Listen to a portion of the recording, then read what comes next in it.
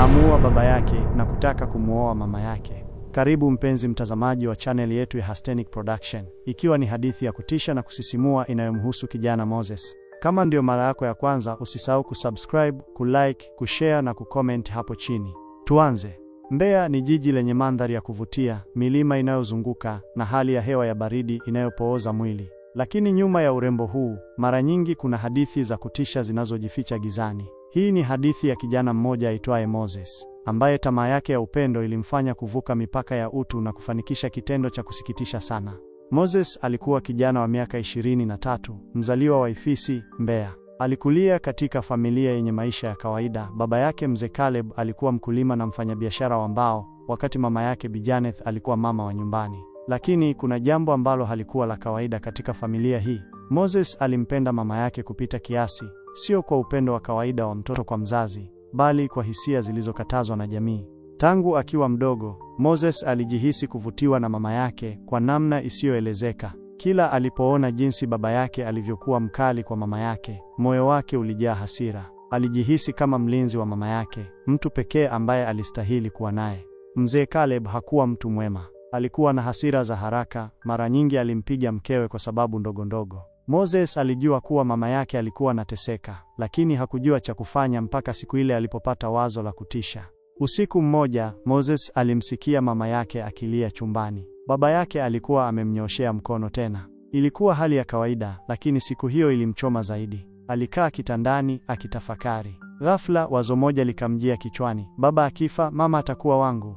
Aliwaza kwa muda mrefu, akijaribu kujihalalishia kitendo hicho. Baba anastahili kufa, amenitesa vya kutosha, amemtesa mama vya kutosha. Siku iliyofuata, Moses alianza kutafuta njia ya kutekeleza mpango wake. Alijua kuwa baba yake alikuwa na tabia ya kunywa pombe kila jioni, kisha kurudi nyumbani usiku wa manane akiwa amelewa chakari. Ilikuwa ni rahisi kumtega.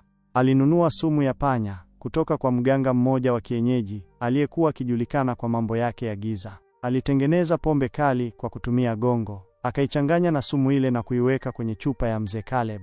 Usiku ulipofika, Moses alijificha gizani akingojea baba yake arudi. Ilipofika saa 7 usiku, alisikia milango ikifunguliwa kwa nguvu. Baba yake alikuwa amelewa kupita kiasi. Alipoingia ndani, Moses akajifanya kuwa mkarimu zaidi ya kawaida. Baba, naona leo umechoka sana. Hii hapa pombe yako ya kupunguza uchovu, alisema Moses kwa sauti laini. Bila kusita, Mzee Caleb alikamata chupa ile na kuanza kunywa kwa pupa. Dakika chache baadaye, alianza kukohoa kisha akadondoka chini akitetemeka. Moses alimtazama kwa macho baridi, akingoja pumzi yake ya mwisho. Ilipofika, alitabasamu. Hatimaye, mama ni wangu, alijisemea kimoyomoyo. Mama yake aliposhtuka usiku ule na kuona mwili wa mume wake sakafuni, alipiga mayowe. Moses alijaribu kumbembeleza, lakini macho ya mama yake yalijaa hofu. Moses, umemfanya nini baba yako? Aliuliza kwa sauti ya kutetemeka. Moses alijaribu kueleza, akisema alifanya yote kwa ajili yake. Lakini Bi Janeth hakuelewa. Alimuona mwanawe kama mnyama wa kutisha. Kabla hajafanya chochote, mama yake alikimbilia nje, akipiga kelele za msaada. Moses alihisi dunia ikimzunguka. Hakutegemea kuwa mama yake angechukia kile alichokifanya kwa ajili yao. Majirani walikusanyika, na kabla ya Moses kujua kilichotokea, polisi walikuwa tayari wameshafika. Hakukuwa na njia ya kutoroka. Alikamatwa pale pale, huku machozi yakimtiririka usoni. Katika gereza la Ruanda, Mbeya, Moses alikaa kwenye kona ya chumba chake cha jela, akitafakari makosa yake. Alimuua baba yake kwa tamaa ya upendo haramu, lakini badala ya kumpata mama yake, alipoteza kila kitu. Siku moja alipopata nafasi ya kuandika barua, aliandika maneno haya: mama, nilikupenda kupita kiasi, nilijaribu kukuokoa, lakini kumbe nilikuumiza zaidi. Sasa naishi na mzigo wa damu ya baba. Samahani, mama, samahani. Lakini hakuwahi kupata jibu. Bi Janeth hakuwahi kumtembelea gerezani. Kwa dunia, Moses alikuwa muuaji. Kwa mama yake, alikuwa kiumbe wa kutisha. Na kwa nafsi yake mwenyewe, alikuwa mzigo wa damu isiyooshika. Wahenga wanasema mtoto uleavyo ndio akuavyo.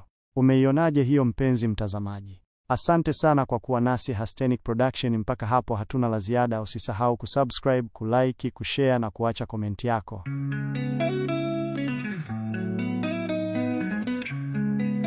Karibu tena hapa hapa. Ndani ya Hastenic Production, kwa simulizi kali za kijanja na za kufundisha kwa rika zote. Karibu jiunge nasi tuwe wote, usisahau kusubscribe, kulike na kushare pamoja nasi. Hastenic Production, when working with dedication.